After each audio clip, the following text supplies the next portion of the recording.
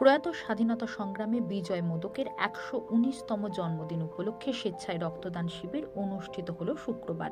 এদিন ডিওয়াইএফআই আরামবাগ ১ নম্বর ও ২ নম্বর লোকাল কমিটির পরিচালনায় অনুষ্ঠিত হয় রক্তদান শিবিরটি রাধানাথ দাস ভবন ১ নম্বর এরিয়া অফিসে। এদিনের অনুষ্ঠানে উপস্থিত ছিলেন হুগলি জেলার সিপিআইএম পার্টির সম্পাদক দেবব্রত ঘোষ, ছিলেন হুগলি জেলার ডিওয়াইএফআই নেতৃত্ব সহ আরামবাগ ১ নম্বর এরিয়া কমিটির সম্পাদক সাব্বির আলী, ২ নম্বর এরিয়া কমিটির সম্পাদক কুমারজিৎ সামন্ত। এদিন সকালে বাস স্ট্যান্ড স্বাধীনতা সংগ্রামে বিজয় মোদকের আবক্ষ মূর্তিতে মাল্যদান করে শ্রদ্ধা নিবেদন করেন ডিওয়াইএফআই এবং আরামবাগ সিপিআইএম এর নেতৃত্বরা। ছিলেন সিপিআইএম এর ১ নম্বর এরিয়া কমিটির সম্পাদক সুশান্ত মণ্ডল, পূর্ণেন্দু চট্টোপাধ্যায়, সুশান্ত চক্রবর্তী, মোজাম্মেল হোসেন প্রমুখ। বাস স্ট্যান্ড থেকে বর্ণাঢ্য শোভাযাত্রার মধ্য দিয়ে আসে রাধানাথ দাস ভবনে। জানা গেছে ১১৯ জন রক্তদাতা এদিন রক্ত দেন। প্রত্যেক রক্তদাতাদের হাতে তুলে দেওয়া হয় একটি করে চারা গাছ। দেখুন বিস্তারিত। এই হুগলি জেলার কমিউনিস্ট আন্দোলনের অন্যতম পথিকৃৎ প্রবাদপ্রতিম নেতা, শুধু কমিউনিস্ট আন্দোলনে কেন বলবো, তিনি ছিলেন স্বাধীনতা সংগ্রামী। আমরা বিজয় মোদক তার ১২০তম জন্মদিন।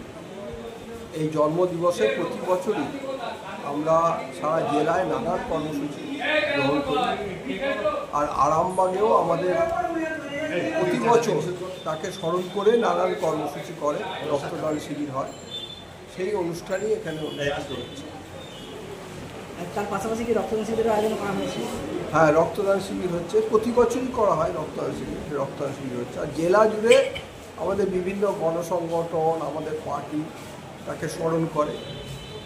কারণ কমরেড বিজয় মোদক ছিলেন অসাধারণ একজন ব্যক্তিত্ব, যিনি ইঞ্জিনিয়ারিংয়ে গোল্ড মেডেল পেয়েছিলেন প্রথম হয়ে যাদবপুরে। পাওয়ার পর তিনি সর্বক্ষণে কর্মী হন রাজনৈতিক জীবনে। প্রথম সর্বক্ষণে কর্মী হয়েছিলেন কংগ্রেসে, তারপর সেখান থেকে তিনি কমিউনিস্ট পার্টিতে আসেন বিভিন্ন আন্দোলনের মধ্যে দিয়ে। কমিউনিস্ট পার্টির ১৯৩৮ সালে তিনি সদস্য হন। তারপর ১৯৫৪ সালে তিনি হচ্ছে যে অবিভক্ত কমিউনিস্ট পার্টি জেলা সম্পাদক। তার পরবর্তী ক্ষেত্রে উনি ১৯৬৪ সালে যখন বিভক্ত হয় পার্টি, যখন কমিউনিস্ট পার্টি থেকে ভারতের কমিউনিস্ট পার্টি মার্ক্সবাদী হয়, তখন আমাদের হুগলি জেলার সম্পাদক হন এবং মৃত্যুর দিন পর্যন্ত তিনি হুগলি জেলার সম্পাদক ছিলেন। নাম দেবব্রত ঘোষ, হুগলি জেলার সম্পাদক। বিজয়দার জীবন চর্চা অসাধারণ সব ঠিক আছে। সংগ্রামী জীবন হচ্ছে ৬ থেকে ৭ বার তিনি বিভিন্ন দফায় জেল খেটেছে। স্বাধীনতার আগে জেল খেটেছে, পরে জেল খেটেছে।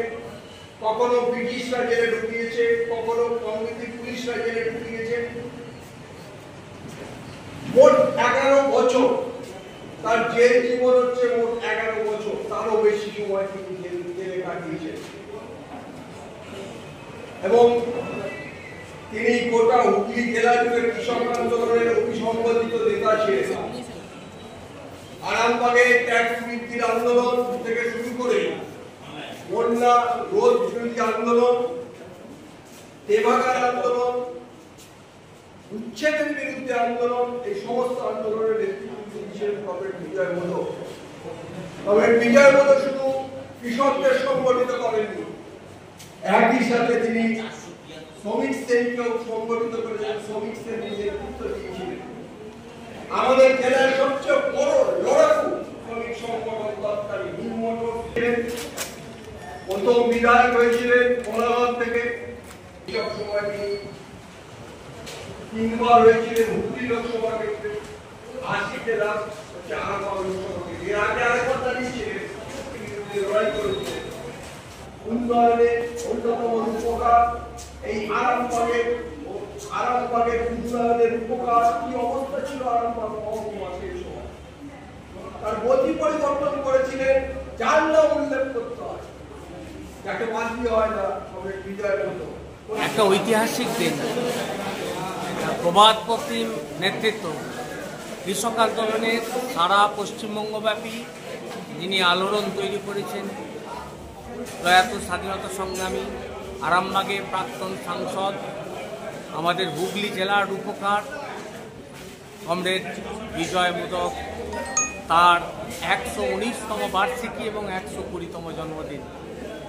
এই জন্মদিন আমরা প্রতি বছর ভারতের গণতান্ত্রিক যুব ফেডারেশনের পক্ষ থেকে এবং গণ আন্দোলনের নেতৃত্ব সবাই মিলে আমরা এই দিনটা উদযাপন করি। বর্ণাঢ্য অনুষ্ঠানের মধ্য দিয়ে শ্রদ্ধা জ্ঞাপন, বর্ণাঢ্য শোভাযাত্রা, সঙ্গীত এবং রক্তদানের মধ্য দিয়ে দিনটা পরিসমাপ্তি হয়।